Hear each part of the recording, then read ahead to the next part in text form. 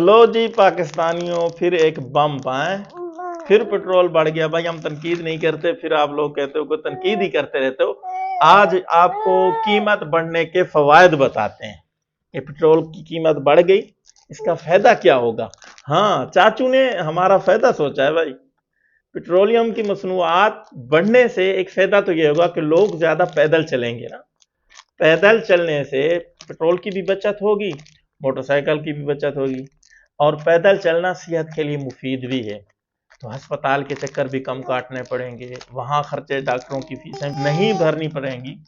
जो लोग जिम वगैरह जाते हैं वर्जिश करने के लिए, तो जिम का खर्चा भी बच जाएगा। 1500 2000 फीस होती है वो महीने की, आधे महीने की, वो भी बच जाएगी।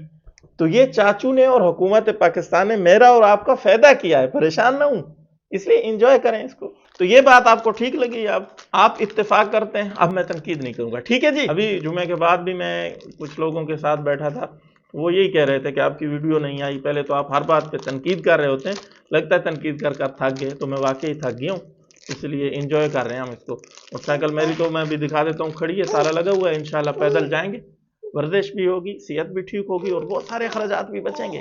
आप भी इंजॉय करें इसको। अस्सलाम वालेकुम।